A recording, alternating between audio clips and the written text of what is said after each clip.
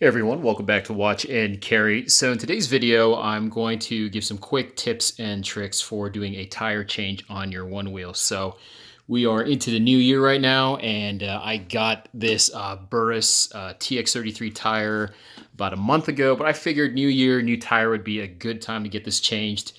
And I'm about, I don't know, maybe 30 minutes into the project.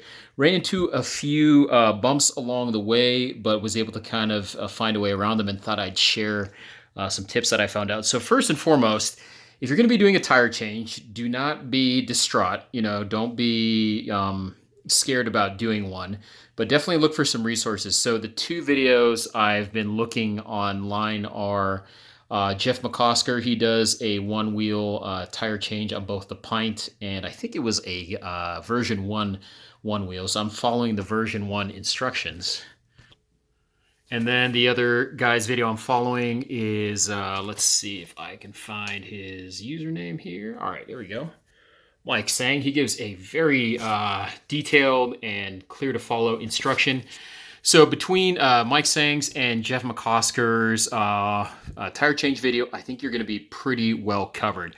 A few things that I picked up from combining the two techniques, because for the most part, both of those gentlemen do about the same thing, but they have some subtle changes, some of which I found easier, some of them harder. So let me kind of go over with you what I would recommend after watching their two videos. So first and foremost, if you have the muscle to do it, by all means, use that. You do not need to have one of those bead breaker tools to do this, although that would make it easier. For me, to get the bead off of the stock Vega tire, that requires you basically having to squeeze the tire. And so what I used are these nice Irwin clamps. These are the quick grips. And I believe I got the 6-inch wide model. So 6 inches is just enough room to get over. Now, it doesn't look like it here, but once you let out the air from the tire, you can kind of squeeze the tire a little bit, and then this 6-inch clamp will work great. So I've been using two of these. Thank Mike Sang for that recommendation to break the tire bead off the stock tire. Once you break that bead on the stock tire, so here's the stock Vega, it's pretty easy to get one of the beads over the rim. The other one is quite difficult. Now, Mike Sang looks like he's a pretty strong guy, so he was able to get both off a little bit easier. So for me, I went ahead and struggled with that technique. I went to Jeff's video, and what he used to get off the second bead were these tire levers. So you can look in his video how he uses the tire lever, the technique for the specifics, but I picked up these nylon. Anyways, these are non-metal plastic tire levers. The brand on these are Pedros. Show that to you real quick. There you go. And it comes in a pair, so you get two of them. You really only need one for the job. These are usually for bicycles, but I got these off Amazon for, I think, maybe $7. So definitely recommend these brands. Very tough, very durable. Did not break at me at all. And best of all, they're not metal, so they won't be scratching up your rim, which you definitely do not want to do. Okay, so now something that I kind of had to figure out on my own. I'm now trying to install the new tire. This is it. This is the Burris XT33 compound, I believe. There you go, XT33. Let's see if I can get that in shot there. Or TX33. And there's the size I'm installing. So slightly smaller than the Vega. Okay, now getting one of the, I guess you would call this the bead or one of the sides on, I don't really know the technical term, but getting one of these onto the hub is pretty easy, but getting the second one on is a little bit tough. So in the video with Jeff, what he does is he kind of went about this here and show you his technique first. So what he kind of does is he'll take the tire. You're going to lube this up with either tire lube, or you can use soapy water, or Windex is fine. You just want to spray a little bit here on this side and on this side, inside and out. Be pretty generous. Make sure your cables are tucked in here. So I put some tape here so that way you're not pinching them when you turn this over. And then what you're going to do is you're going to set your tire down. Okay. And then you're going to take the part that does not have the cables on it, put that down first. and do it at a 45-degree angle, so about 45, and then you'll spin it this way or this way while pushing down. Okay, so that's Jeff's technique, and that works really well to get in the first bead. So I will demonstrate that to you right now. So not too tough, easy peasy. We're gonna flip this guy over. Now this one, the second one, is the tough one, right? That's where you have techniques online, like you can use 2x4s over here. There's some people that have jumped on them. Some people are just, super strong. They're able to get this over. I do not have 2x4s, and I am not strong enough to do this. So what I did was, I'm gonna take this out again to kind of show you my technique.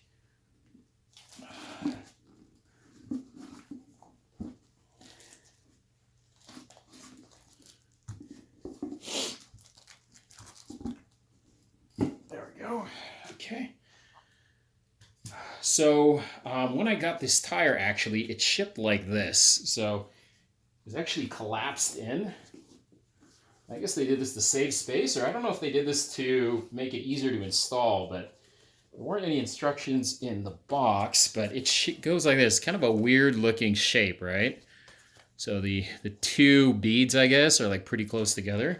So what I did was I just put that guy down there. And Mike's saying this kind of something similar in his video. You can watch him. He doesn't really just collapse one. He collapses both sides equally, so they kind of meet in the middle. That technique didn't seem to work for me. I'm not saying it's a bad technique. It just didn't work for me. So now that's in there. Got my Windex here. Make sure you're not spraying onto your wires, obviously. Just be pretty generous with this. Okay. Okay, and then I'm kind of combining Mike Sang's technique and a little bit of Jeff's technique, right? So I've got that tire squeezed in. I'm going to take my non-wire side here, and then I'm basically going to do what Jeff did, 45-degree angle over here, and then I'm just going to roll and kind of try to get this hub or this rim over both beads at the same time simultaneously, okay? So it's a little bit of muscle here.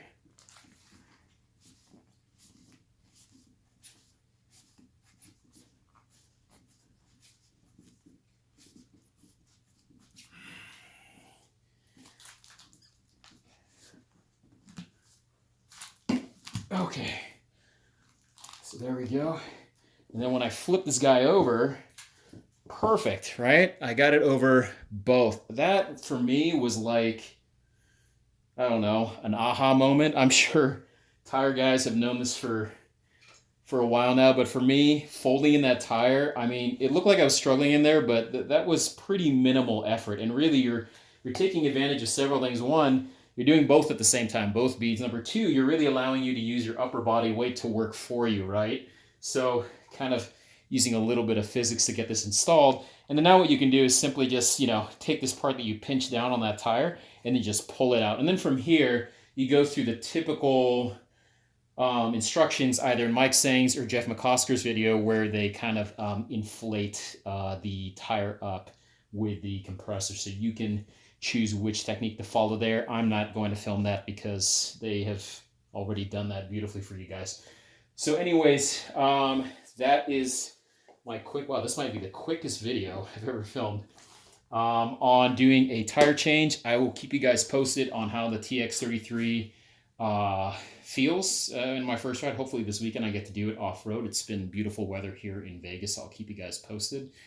And so long to this guy, the the stock Vega that came with my Onewheel Plus. And then once I get this installed, I think I'll do this too. I'll go ahead and paint some of the lettering on the new tire. All right, guys, that'll do it for today's video. Like always, if you have any comments, tips, tricks, corrections, stuff that I mentioned, please put them down in the comments below. And as always, have fun, be safe, and I'll see you guys on the next one. Hey guys, just wanted to add a little other tip to the previous one that I did. So actually, one of my buddies tried that technique that I just shared with you a couple of minutes ago, and he was having a hard time unfolding his tire. So there's the folded tire, and what he was having a hard time doing was pulling this side out, right? So I can understand that it's hard to get a grip there. So I have his tire here actually, which I agree is actually much harder than mine. Me, on my burst, I had no problem just getting my fingers in there and pulling it out. So with his, I'm definitely having difficulty. So here's what I would recommend you do. Again, I have my Pedro tire lever here. So what I would do is go ahead and find that point between the two beads and take the bended end of the Pedro tool and stick it in between. So again, right here where I'm pointing, let me tilt this so you guys can see.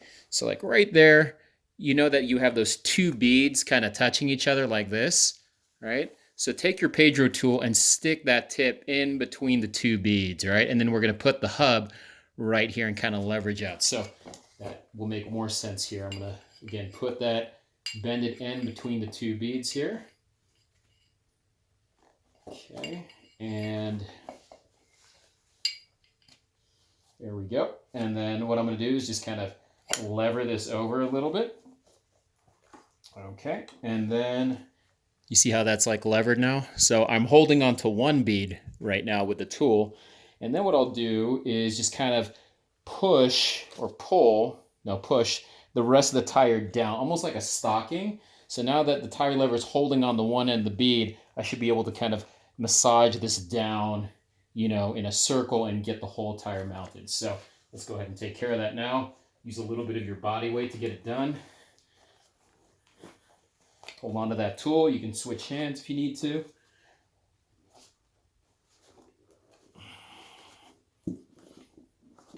Yeah, this is just a really stiff tire to do this to, so I guess that technique may not be the best for every tire.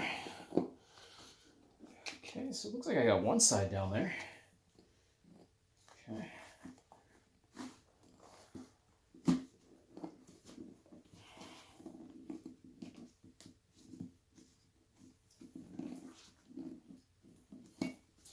I'm going to take the tool out and just kind of find another end over here. And again, take that curved end of the tool, stick it in there, and then just try to use some leverage to get the lever out and onto the rim.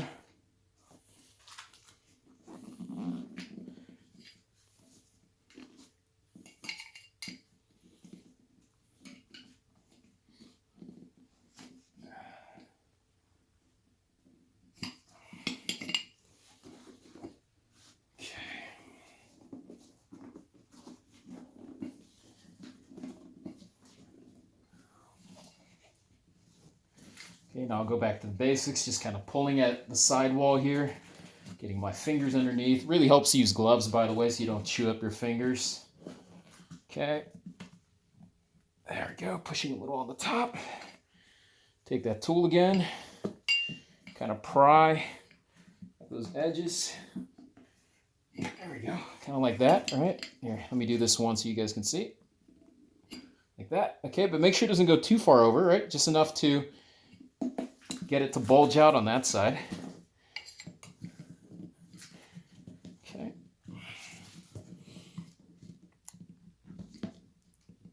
And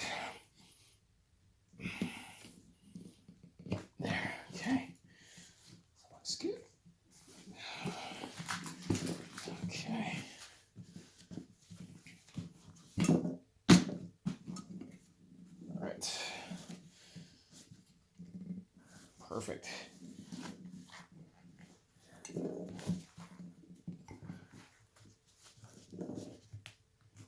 Okay.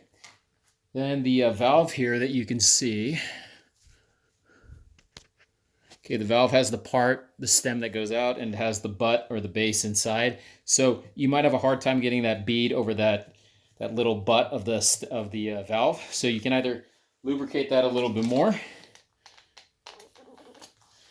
Okay, or what you can do is go to the opposite sidewall here, kind of push that bead over here into that little groove that they go over in Jeff's video. Because remember, the side that doesn't have the wires has this groove that gives you a little bit more room to push the bead through, and then you free up the opposite side that has the stem.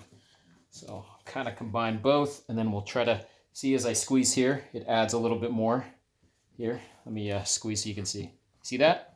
I'm adding some gap here. So squeeze there and get it over that base of the stem right there. Yeah, I guess you could do that to everything. Squeeze here like that. Okay. Okay. And that looks pretty good. So now we'll take a look at our work. And you can see here, let's focus here on this side first. Looks like we got that bead all mounted, and then the opposite side. And looks like we got that bead all mounted in there too. So again, you know, if you have a hard time pulling out the compressed tire, if you're using the technique that I showed earlier, you know, it's just a matter of finding a way to get a tool in there and wedging it out. These tire levers are super cheap, durable, and best of all, they do not, this thing will break before anything else on the tire or the hub. So really safe to use. Again, gloves really help to get you some grip. But, you know, a little bit of muscle, nothing too bad. Anybody, I think, can really do this. So anyways, just want to add that extra tip for any of those that might have the difficulty that my friend had. And yeah, that'll do it. Again, guys, thanks so much for tuning in. And have fun, be safe, and I'll see you guys on the next one.